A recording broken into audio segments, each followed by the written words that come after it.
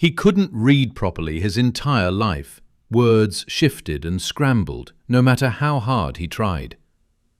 As a boy, too poor to buy toys of his own, he started selling matches door to door in rural Sweden instead, just to make a few coins. That same boy built one of the largest privately owned companies ever created. And by the time he died, one of the richest men alive, he was still driving a 20-year-old Volvo and shopping the discount aisle for his own groceries. This is the story of Ingvar Kamprad, the founder of IKEA, and the single habit that built an empire, then refused to let him ever stop living like he had nothing. By the 1940s, rural Sweden was full of small mail-order businesses selling odds and ends to farming households: pens, watch straps, stockings, whatever could be bought cheap and resold for a little more. Nothing about that industry suggested a global empire was hiding inside it, and nothing about a severely dyslexic teenager who struggled just to read his own price lists suggested he'd be the one to build it. The gap between where Kamprad started and what eventually became possible wasn't talent. It was something else entirely. At 17 years old, using money his father gave him for doing well in school despite his struggles, Kamprad started a company at his uncle's kitchen table. He named it with his own initials, plus the names of the farm and village where he grew up: IKEA. For years, it sold whatever moved: pens, wallets, picture frames, nylon stockings by mail order. Then, in 1948, he made the decision that would define the rest of his life. He started selling furniture. Kamprad became obsessed with a single question, and he never let go of it.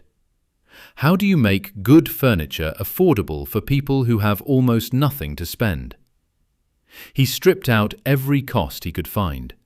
He designed pieces to ship flat in cardboard boxes, letting customers assemble the furniture themselves at home, which slashed shipping and warehousing costs across the entire business. When Swedish furniture retailers, furious at being undercut, organized a boycott and pressured suppliers to stop working with him, Kamprad didn't back down. He built his own factories in Poland to keep manufacturing costs low and stay independent of anyone who could cut off his supply. Every decision, no matter how small, the width of an aisle, the thickness of a catalogue page, ran through the exact same filter. Does this let us charge less? That obsession built IKEA into one of the largest retail companies in human history. Thousands of stores across dozens of countries, serving hundreds of millions of customers every single year, becoming a genuine part of how entire generations furnished their first apartments.